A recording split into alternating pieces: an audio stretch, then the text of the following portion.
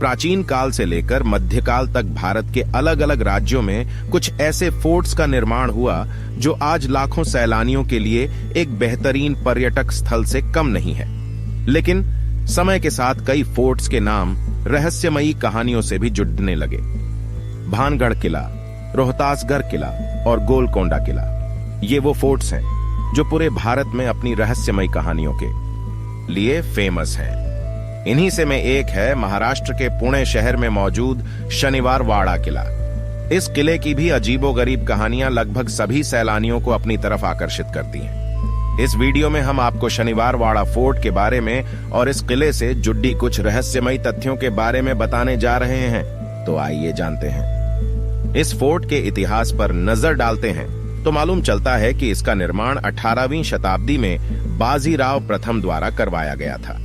आपको बता दें कि बाजीराव प्रथम मराठा शासक छत्रपति साहू के पेशवा या प्रधानमंत्री के रूप में एक नेता और सैनिक थे।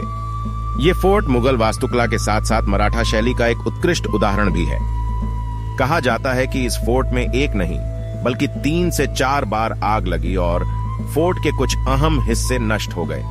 अंग्रेजों द्वारा भी इस महल पर हमले किए गए। अंग्रेजों द्वारा हमले में भी कई मंजिलें ध्वस्त हो गईं। भारत में मौजूद अन्य फोर्ट्स के मुकाबले शनिवार वाड़ा किले की रहस्यमयी कहानी बेहद ही अजीबोगरीब है। स्थानीय लोगों की माने तो उनका कहना है कि अमावस्या की रात को एक दर्द भरी गूंज पूरे महल और इसके आसपास की जगहों पर सुनाई देती है। आगे ये कहा जाता है कि जो आवाज सुनाई देती है वो सहायता पुकारती हुई प्रतीत होती है। एक अन्य डरावनी कहानी यह है कि सत्ता के लालच में मराठाओं के पेशवा नारायण राव की इस महल में निर्मम हत्या कर दी गई थी। इस हत्या के बाद उसकी आत्मा इसी किले में भटकती है और रात के समय में नारायण राव की चीखें आज भी किले में सुनाई देती है।